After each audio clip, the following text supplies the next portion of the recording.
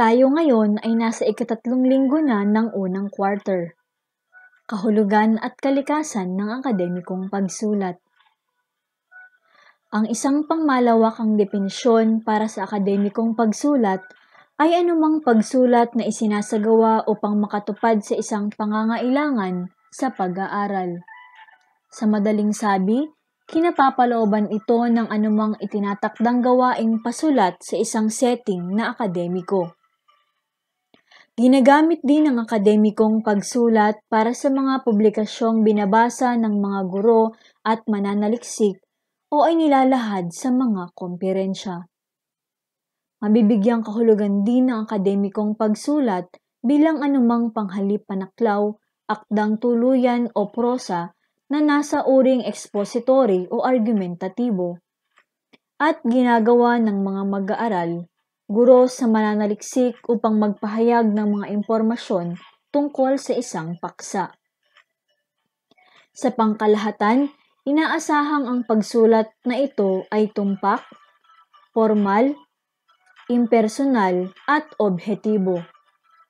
May ilang kalikasan ng akademikong pagsulat na sinusunod ng nakararami.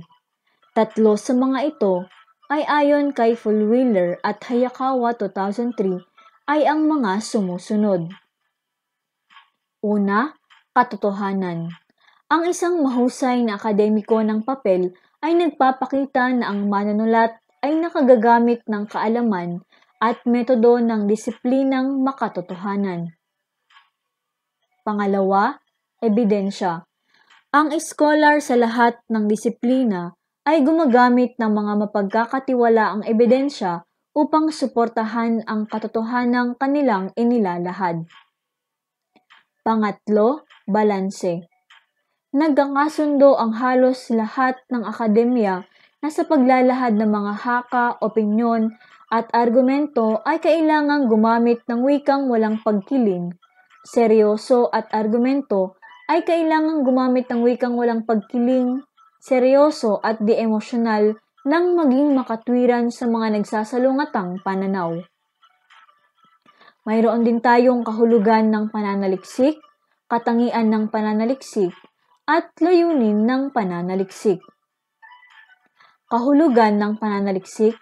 Ang pananaliksik ay isang masusing pagsisiyasat at pagsusuri ng mga ideya, konsepto, bagay, tao, issue at iba pang bigyang linaw, patunayan o pasubalian.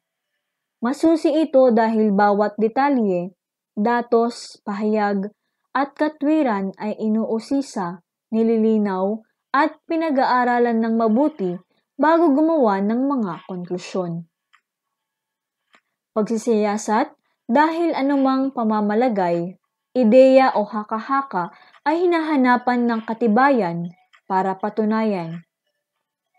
Ito naman ay pag-aaral dahil ang mga bunga ng pagsisiyasat ay tinitimbang, tinataya at sinusuri.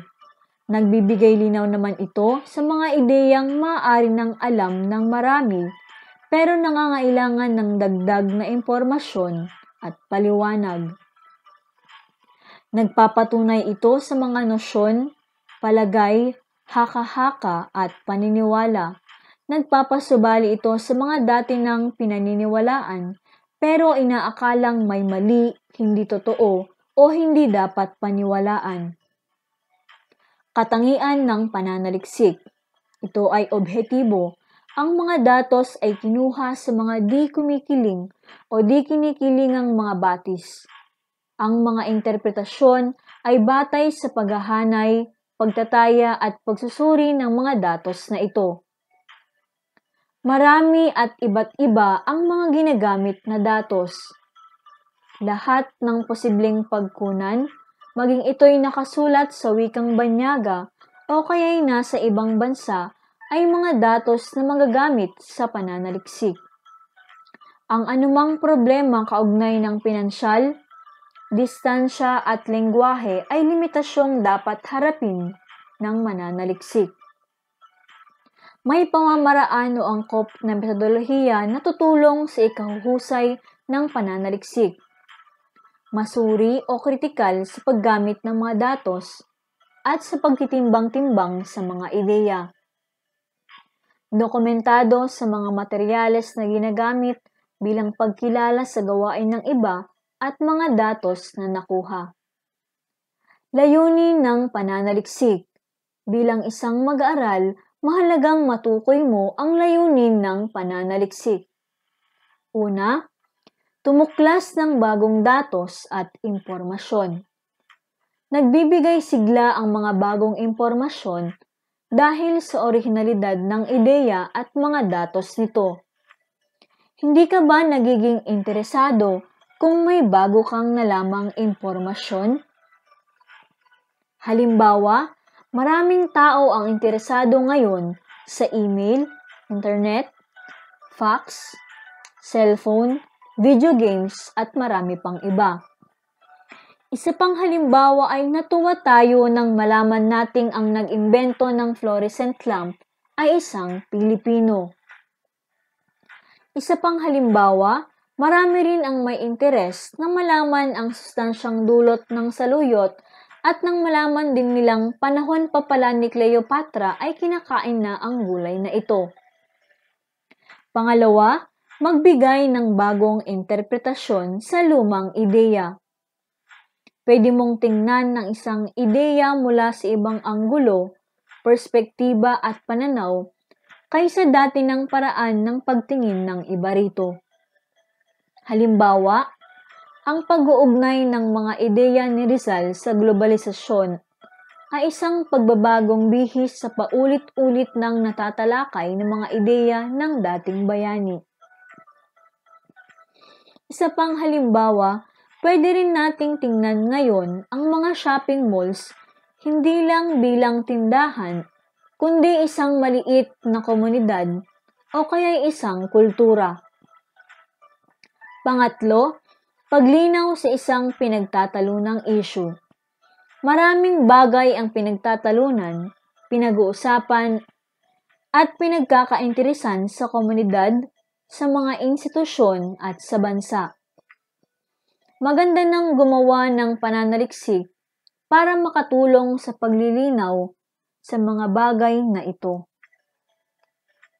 Halimbawa, mga issue ukol sa aborsyon, diborsyon at pakikisangkot ng simbahan sa mga gawain ng gobyerno ay paulit-ulit na napag-uusapan pero kailangan pa rin linawing mabuti at magagawa ito ng pananaliksik. Pang-apat, manghamon sa katotohanan o pagiging makatwiran ng isang tanggap o pinapalagay na totoo o makatotohanang ideya. Pwede mong hamunin ang katotohanan ng ang Pilipinas ay isang ang third largest English-speaking country. Gawan mo ito ng pananaliksik. Ang issue rin ukol sa kabayanihan ni Bonifacio ay nagiging paksa ng mga usapan, diskusyonan, hamunan, balitaktakan sa mga classroom, simposium, radyo, TV, magazine at mga dyaryo. Ang ganitong paksa ng mga pananaliksik ay nangahamon sa mga tinatanggap at ipinapalagay na totoong ideya at siyang interes ngayon ng mga mananaliksik. Panglima, magpatunay na makatotohanan o balido ang isang ideya, interpretasyon, paniniwala, palagay o pahayag. Balido o totoo ang isang ideya kung ito'y mapatunayan o mapasusubalian ng mga makatotohanang datos. Halimbawa, pwede mong patunayang balido o totoo sa pamamagitan ng pananaliksik ang paniniwala mong hindi nabibigyan ng sapat na atensyon at suporta ang sports sa Pilipinas. Isa pang halimbawa, patunayan mo ring balido na mababa ang kalidad ng edukasyon sa ngayon kumpara noong 20 hanggang 30 taon ang nakararaan. Panghuli, magbigay ng historical na perspektiba para sa isang senaryo.